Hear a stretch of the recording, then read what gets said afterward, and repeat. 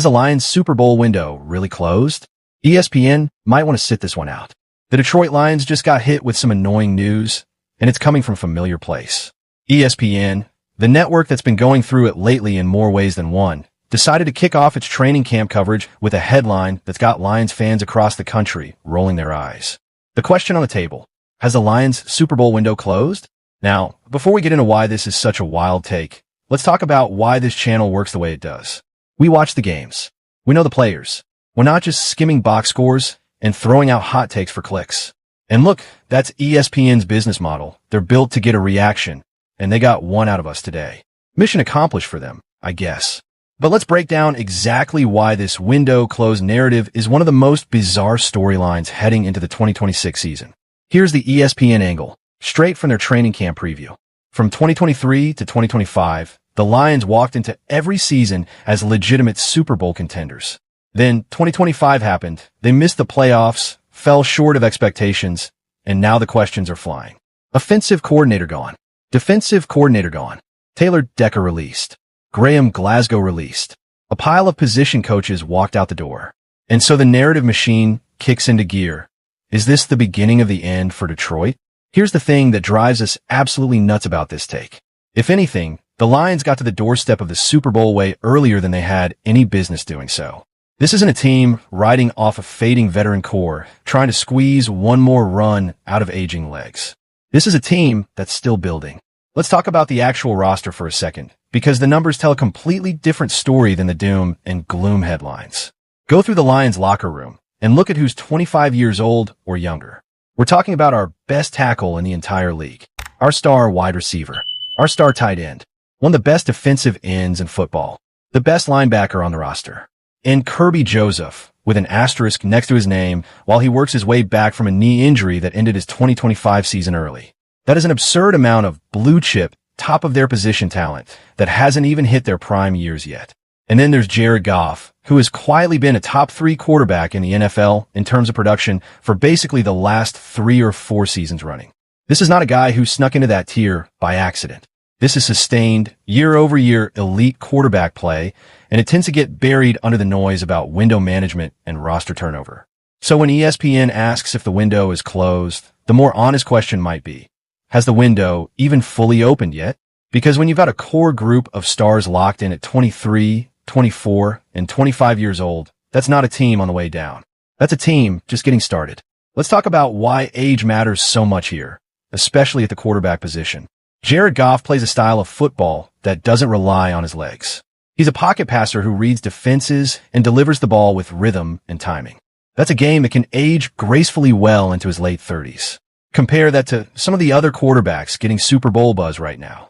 What does Lamar Jackson look like at 38 years old when so much of his game is built on athleticism and improvisation? What does Patrick Mahomes look like a few years removed from a serious knee injury, still relying on that incredible ability to escape the pocket and extend plays with his legs? Those are legitimate questions for those franchises. Jared Goff doesn't carry that same risk. His game is built to last. So if you're building a Super Bowl window argument, you probably want to start with quarterback longevity, and Detroit checks that box about as well as any team in the league. Now let's get into 3 players who are going to define whether this team lives up to the hype or not, starting with the newest face in the running back room, Isaiah Pacheco. Pacheco comes to Detroit after 4 seasons with the Kansas City Chiefs, where he helped them win back-to-back Super Bowls as a rookie-year starter who took the job right away. He's a physical, downhill runner with a violent chip-on-his-shoulder style that fits Dan Campbell's identity to a T. The Lions moved on from David Montgomery this offseason, trading him to the Texans, and brought in Pacheco on a 1-year deal to fill that complimentary role next to Jahmyr Gibbs. Here's what makes Pacheco a name to watch. It's not just the tape, although the tape is good. It's everything around it. Every clip of him doing interviews, every behind-the-scenes moment with the Lions media team, this guy is pure energy. He's the kind of personality that fits right into what Campbell has built in that locker room. The question mark is health. Pacheco dealt with a fractured fibula that sapped some of his explosiveness the past couple of seasons, and now he's stepping into a backfield where Gibbs is the clear-cut bell cow, expected to see an even bigger workload in 2026. Whether Pacheco can find that early career burst again while working in a complementary role is one of the more fascinating subplots of training camp. Next up, A name that almost feels unfair to put in a players to watch category, because usually that phrase is reserved for up-and-comers or camp battle sleepers. Instead, we're talking about arguably the best defensive lineman in football, Penei Sewell.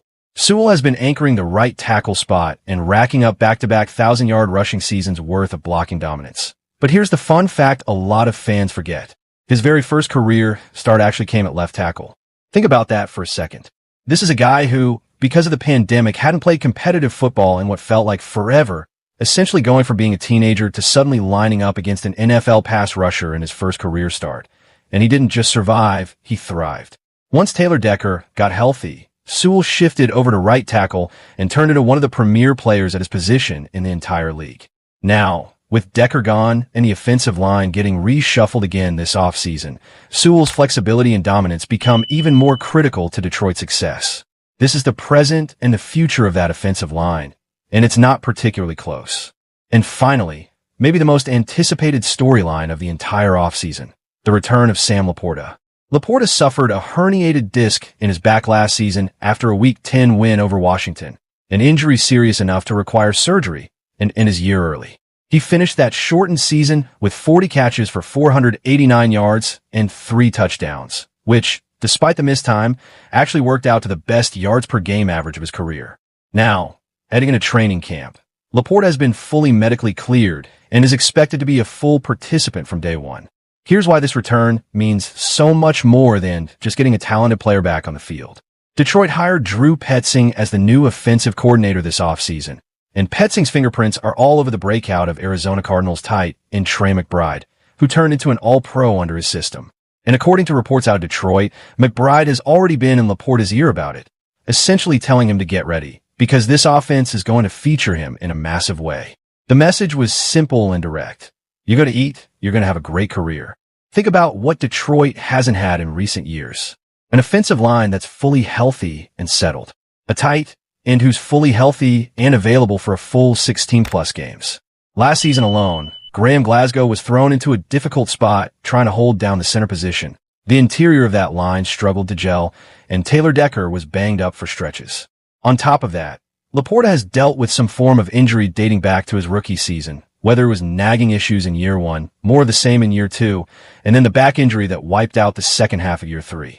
Put him in a scheme built specifically to feature tight ends, give him a full off-season of health, and you've got the recipe for what could be a monster, career-defining year. So let's zoom out and talk about the division, because that's a big piece of this window close conversation too. A lot of national voices are hyping up the NFC North as one of the most stacked divisions in football. And sure, there's some truth to that. If Caleb Williams keeps developing in Chicago, he becomes a legitimate long-term problem for everybody in that division. But here's a reality check on the rest. The Packers get talked about like a juggernaut every single year, and every single year they end up being solid, not spectacular. Same story with the Vikings. There's no obvious signal pointing to some massive ceiling-raising leap from either of those franchises. Chicago is the one with legitimate boom potential, but that ceiling comes paired with a pretty low floor, and it all hinges on Caleb Williams taking that next step. Put all of that together, and the pick here is that the Lions win the division again and make another run to the NFC Championship game. That's the realistic expectation given the roster, given the youth, given the health question marks around the league at the quarterback position for Detroit's competitors. And if that's where the season lands, in the NFC Championship game in January, that's a season to be genuinely proud of. That's a franchise still building something special, not one whose window is slamming shut. So back to the actual question ESPN posed. Has the Lions' Super Bowl window closed? Not even close. If anything, with a core group of stars locked in at 23, 24, and 25 years old, a quarterback whose game is built to age well, a tight end returning to a scheme practically designed for him to explode, a new bruising running back learning the system, and arguably the best young left tackle turned right tackle in football, this window isn't closing. It's just getting cracked open. All right, that's our take. Now I want to hear yours. Drop a comment below and let us know. Do you think the Lions Super Bowl window is closed, wide open, or somewhere in between? And hey, if you're new to Detroit Scope, we are closing in hard on 1,000 subscribers, and we would love to have you along for the ride. Hit that subscribe button, smash the like button if you enjoyed this breakdown, and we will see you in the next one.